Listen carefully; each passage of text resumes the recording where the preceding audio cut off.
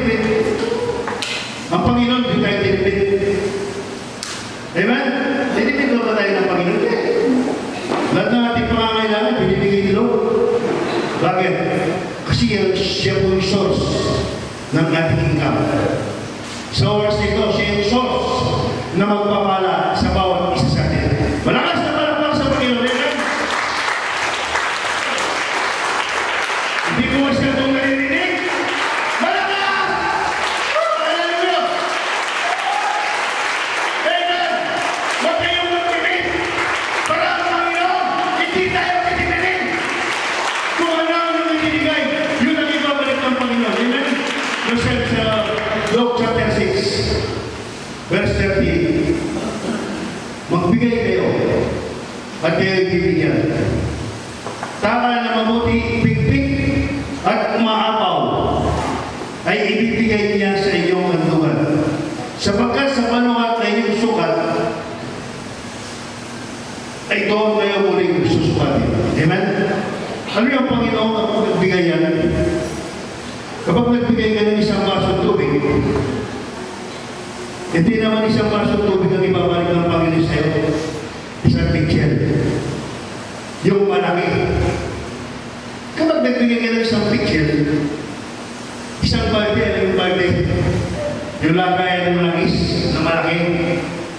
Dati, 20 liters yun. Ngayon, 16 liters na lang yun. Kung magbibigay ka naman ng isang balde, bibigyan mo na ng Panginoon sa drum na. Ano sabi? Ang Panginoon kapag nagbigay, hindi katulad mo sa mga palengke na pamilyan. Sa palengke, minsan dadaya sa timbang. Minsan 1 kilo, pag tingin mo, o konti. Kapag tinimbang mo sa may timbangan na tama, kulang na kulang yung 1 kilo. Baka 3/4 lang yung sabihin, kulang na 1/4 para maging 1 kilo. Panginoon, hindi mo siya gano'n. Anong sabi niya? Pig-pig, ibig sabihin, gaganunin ng Panginoon yung sako. Kung sa sako yun, ng bigas, gaganunin niya. Tapos ililiglig pa yun. Amen? Ililiglig pa para lalong madidiin, para lalong dadami.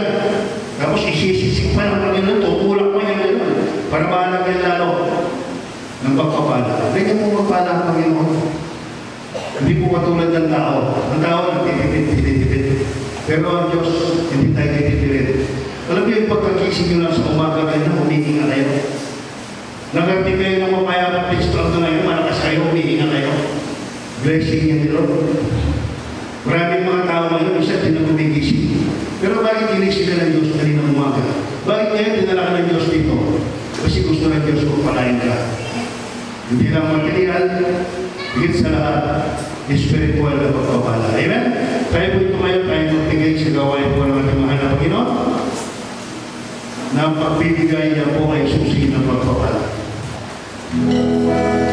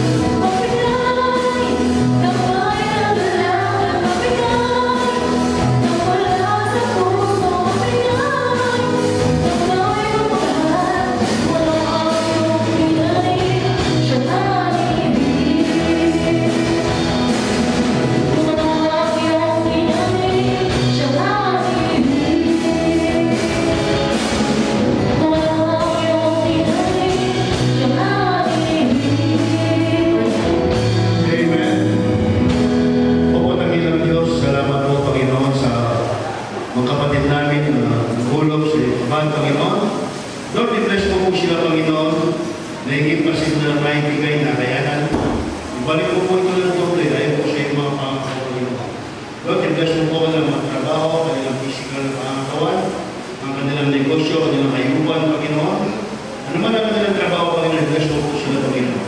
Na hindi lang sa material, financial, physical, higit sa lahat, spiritual na pagpapala, Panginoon. Lord, kahit hindi po walang maibigay sa mga sa atin ito, Panginoon, bigyan niyo po sila ng mga pagkunan, Panginoon. Upang sa ganito po susunod na pagkutipon, Panginoon, meron po silang maibigay, Lord, maraming salamat, Panginoon. Ito po ang aming samang dalangin in Jesus' name. Amen.